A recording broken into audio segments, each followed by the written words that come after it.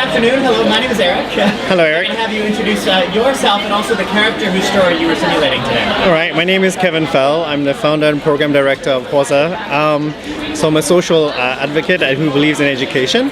Today I was playing the character of CJ, and I was very honored to be able to do that and to experience some of his life challenges. Can you tell me a little bit about CJ's story? So CJ is a welder. He left where he was living and moved to Kingston to get away from some of those challenges he had. His marriage had ended after 23 years. He had 2 children and he also had an addiction to alcohol.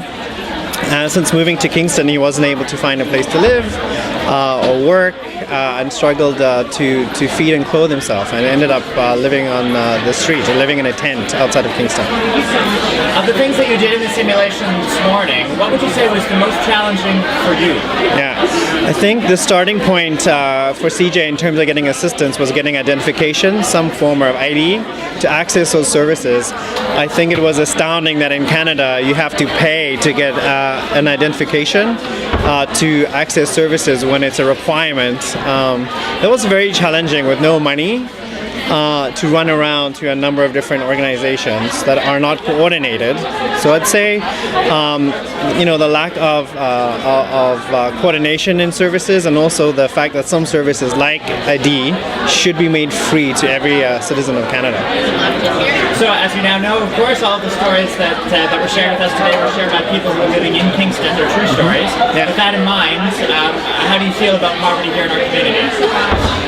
It certainly isn't isolated to Kingston. 60% of Canadians are living in poverty. Schools I've worked in and where I've done my practicums in are in low socioeconomic areas. So I'd say for each community it'll be different in terms of what resources they provide, and I certainly hope that communities are doing their best to provide meaningful resources to people. I'm wondering if today's event gave you a new perspective, or if you have anything else that you would like to add. It was deeply frustrating. I'm in a position where I'm educated and I have money and I have a support group, so to feel the fear and the frustration and the isolation and to be that dependent on others, it was a really strong feeling experience. I recommend everyone try the Poverty Challenge. Thank you so much. Thanks.